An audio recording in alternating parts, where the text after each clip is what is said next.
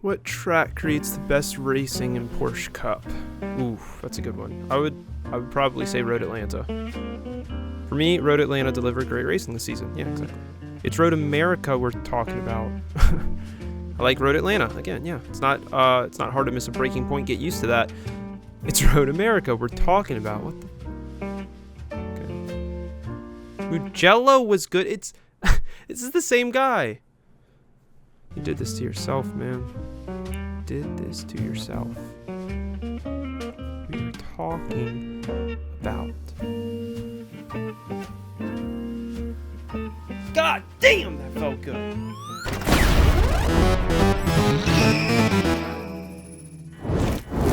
This is the card, this is the track, and this news anchor low-key has bars. Right here is where he's going to lose control and plow right into the light pole.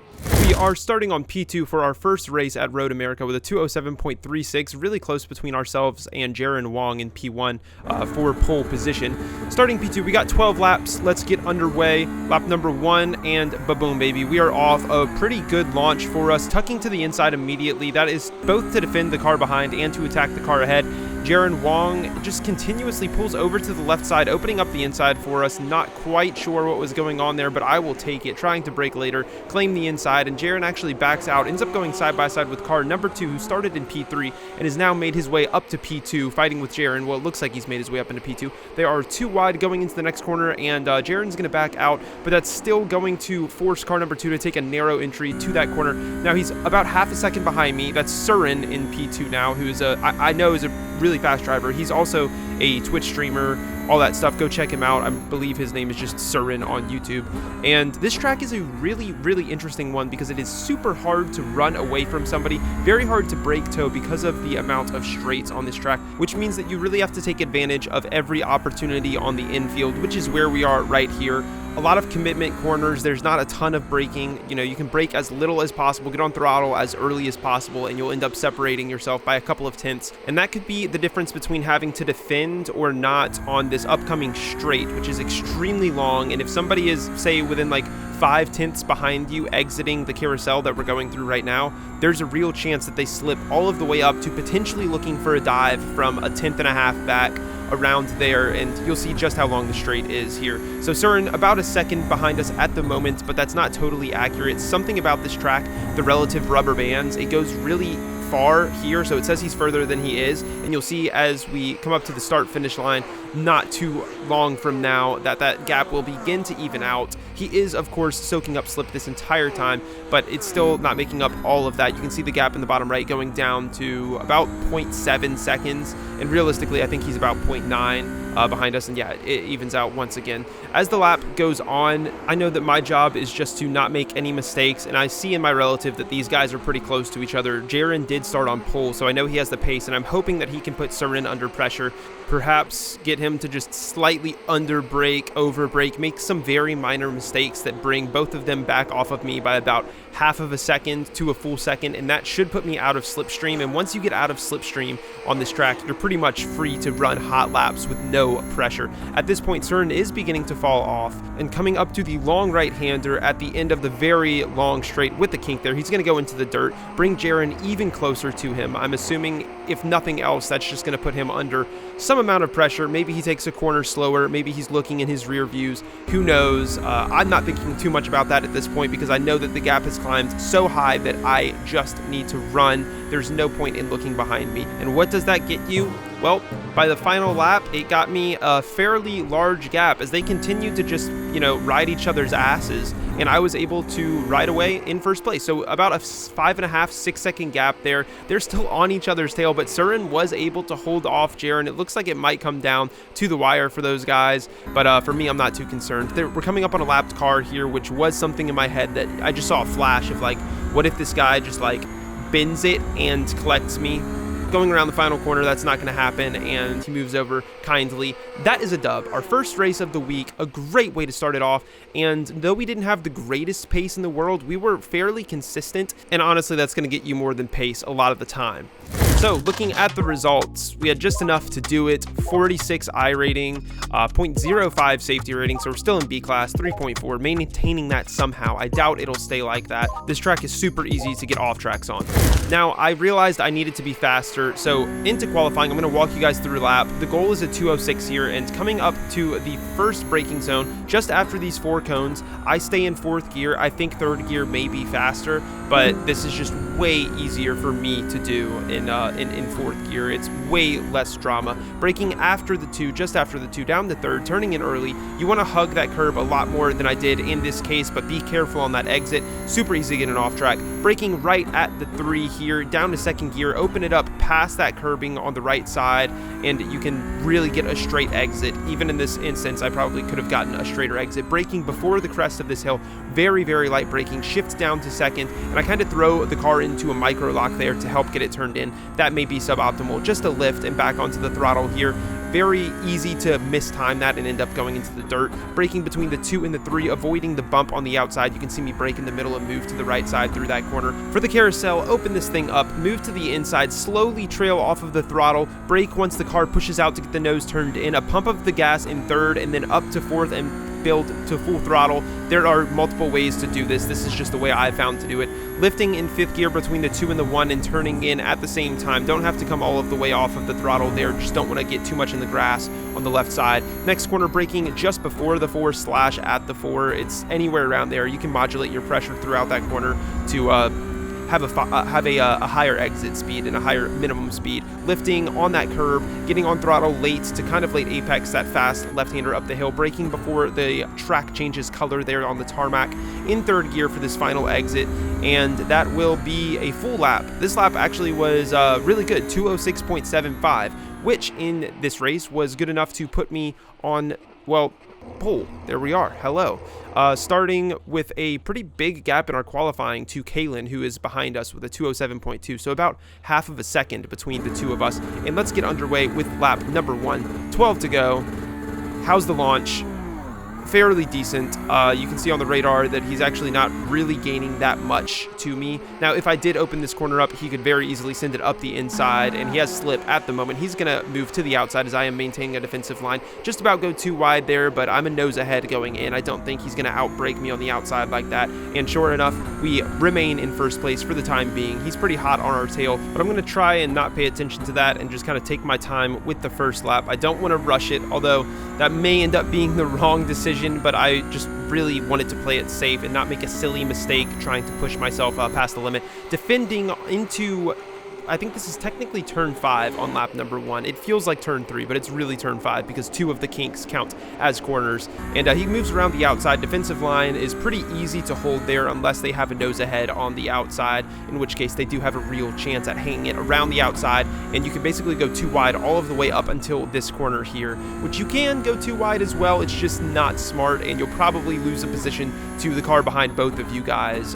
There's a high likelihood of that happening. Now, towards the carousel for the first time, very important to get a good run out of here. Otherwise, I will be under pressure into that next braking zone. Pushing wide, getting in 3rd gear, trying to push it, easing off the throttle, and then back on in 4th to help with rotation in that final little bit of that corner. Didn't really do enough there, not going to lie, where he's 2/10 behind us, trying to lift as minimally as possible, and that one may have done something for me. I seem to have gained a 10th there. He will have a speed difference due to the slipstream, but it's not enough. The better run may have saved my life there, and through the final corner we go. He's still 3/10 behind me. Could be a problem, but I think I got a slightly better exit, so by the time the slipstream for him really begins to give him an advantage, it's too late, and I maintain my lead there. He only gains about a 10th, which is typically not what you see. I mean, if you're in slip behind on that start-finish straight, you can gain up to like 4/10, depending on your exit, of course. And behind, he is kind of blinking in and out, which in real time, what that looks like is that his car is flying like 15 feet up into the air and then ground slamming the ground, so it was a bit distracting. I didn't get the best exit there. He's right on my tail again. I'm going to take a semi-defensive line down this straight, and and I think he ends up kind of backing off there, not really wanting to go for it, as we are both trying to run away from Jaron Wong, who almost runs into the back of Kalen. And with that pressure relieved from Kalen, there is a higher likelihood that the next time an opportunity like that arises, he is going to take it and try and open up a fight, as there's nobody right behind him to pick up the pieces anymore. The next is about a second away from him, so he has, I mean, yeah, something's most likely going to happen unless I can pull away massively. Like I said, extremely hard to do on this track, especially if the person behind you has no pressure. Then the slipstream will just save them. They have to fall off by like upwards of a second in order to really lose their opportunity to catch you. Lap number 4 comes around. He's on our tail. He's peeping to the inside. He's actually been doing this for a couple of corners, so I'm starting to get the idea that this guy may be looking for a move sooner rather than later, as, you know, he could have just sat behind and, you know, we work together to run away from these guys to make sure neither of us fall down to P3, but I am going to defend the inside of turn 5. He just looked up the inside of that last turn, and side by side we go. He is just about even going into the corner. He tries to brake later, and I am going to be a bit aggressive here, as on throttle, make a little bit of contact, kind of run him off the track, actually. I mean, I totally did. That was just blatantly running him off the track. We were side by side. Space should have been allowed by me, but, you know, I got a bit aggressive with it, and I'll be honest, that happens up here sometimes. It's my first time in one of these races, like a top split race with some faster guys. Tried to go around the outside of Rivage twice, and I got put into the wall both times, fully alongside. So, you know, that, for better or worse, that is a habit that I picked up. You know, when you are on the inside, if you're just ever so slightly ahead, especially on turn-in, sometimes it happens where you run somebody off the track. Obviously, that's not the best racing that you want to see, but it happens, and I think everybody uses it at some point. Now, he will get his revenge, don't worry, because coming around the final corner, he gets a fantastic run. I think I was maybe a bit late on throttle there, as I seem to just have a little bit less speed entering that corner, and he is immediately catching us. He's 2/10 behind us, and here comes a massive mistake for me. He moves to the outside, baits me into taking a semi-defensive line, opening that corner up for myself, and as soon as I do, he switches back to the inside, literally perfectly. Just before we enter the braking zone, he finds the space on the inside, brakes late, we're side by side, a little bit of netcode contact, unfortunately, sends me into a slide. I managed to catch it, but that position is absolutely gone. Surin was right behind and ready for this, not going to make the move. He's putting some faith in me for now. Thank you, Surin. I will do my best not to let you down. So we are now in second place, chasing down Kalen, who immediately begins swerving, and I realize at this point that, you know, I could have been doing more to try and keep this guy behind me. I could have been swerving down the straights, you know, I could have been more aggressive with my defense, especially that final time. I mean, that was a huge mistake. He's going to move all the way to the inside as we have a massive run. Once again, I moved over way too late there. We end up making a bit of contact there, unfortunately, as he tries to open up the corner, and I'm trying to hold him tight, and that's just something that happens with sim racing, especially when somebody doesn't have 3 monitors and they can't see you. I end up hitting the back of him, trying to undercut him, or switch back on him, and Surin up the inside takes advantage of that, moves ahead before the next corner, and I am shuffled down to P3, but wait, there's more. Sliding out, locking up my tires, P4 is ready, and on the inside, he's going to get me once again, moving up to 3rd position, shuffling me down. I'm now under attack by Wong to, what am I? I'm defending P4 at this point, and holding the inside for turn 5. This should be an okay position for me, and you can kind of hear it. Wong ends up backing out, releasing off the throttle early, so I stop the bleeding at P4. This is an okay position. We still have half of the race left. This is only lap 6. A lot of room to make up, but it's not impossible, and it's time to lock the fuck in, boys. So behind Thomas Asfog now, and I was kind of paying attention to the relative throughout the race. This guy had a bit of space to Surin for some amount of laps, so I'm not sure how his pace is, if he's going to be able, I mean, obviously he'll be able to stick with these guys due to slipstream, but my goal is still to get around this guy, ASAP Rocky. Passing Glenn Butler there, who is a lapped car on the straight of lap number 8, and everybody at the front still really, really close. Kalen only 2/10 ahead of Surin, so Surin is probably going to have some opportunities. By the time we head into corner number 5, they are right on each other's tail. That's going to slow everybody down, kind of Kalen determining the pace at this point and creating a bit of a slinky effect through a lot of these heavy braking zones, which for a car in a position like me, that could be a very good thing. I'm kind of at the back of this pack, a lot more to gain than I have to lose. Massive run through the quick right-hander, and Thomas just kind of gives that one up, moves to the inside while I never even pretend like I'm going to. I'll take the inside there. We drop off of Surin ever so slightly, probably a tenth or two loss there to him, so not all that bad. But like I've said 50,000 times this race, the slipstream is going to keep us with him. I'm just hoping that Surin can stay with Kalen. Also, we just drove off the track into the dirt. That was unfortunate. We did that quite a lot this race.